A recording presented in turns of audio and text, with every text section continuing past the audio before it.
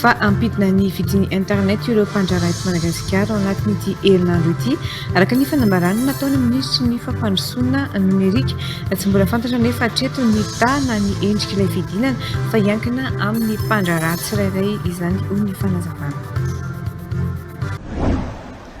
Vaovao tsara ho an'ireo mpampiasa internet kosa indray. Ampidina ny vidiny internet ireo mpandrara eto Madagasikara ao amin'anatin'ity herinandro ity raha ny fanambarana nataony ministry ny fampandrosoana numerika.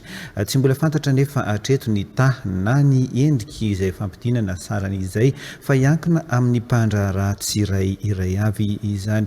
Abraham Arazafy, Arfidy Rakotomanalina.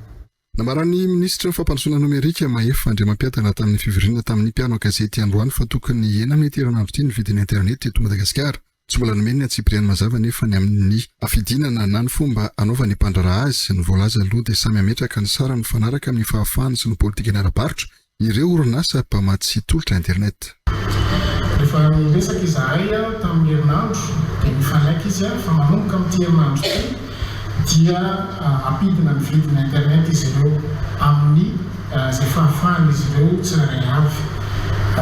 Ipetraka tanteraka izany ny fifaninanana ho an'ny vahoaka malagasy.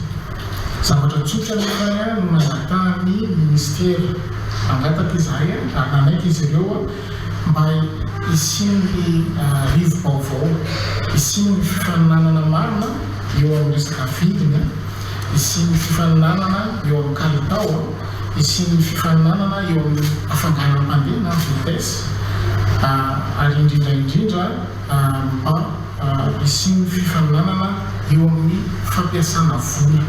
Izany hoe any investissement izay ho ataon'izy ireo hanatratra ny tanjona dia handrakotra ny Madagasikara amin'ny anjara lanja mitovy ho an'ny faritra rehetrarehetra.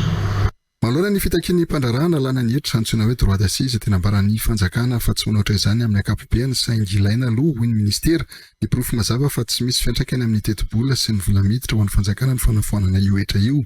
Tsy mijanona eo ihany koa ny fipetratakena fa angatahany ny fanjakana ihany koa amin'ireo mpandrara mba hanoro-tena hampiasa ireo vola voatahiry noho ny fanafoanana ny hetra amin'ny fanatsarana ny kalitaon'ny tolotra sy ny tambazotra. Tafiditra anatin'izany fampitomboana ny hafainganam-pandeha, fantarana ny tambazotra amin'ny faritra mbola sahirana amin'ny fifandraisana ary ny fanamafisana ny fitaovana iarovana amin'ny tambazotra amin'ny olana ara-teknika.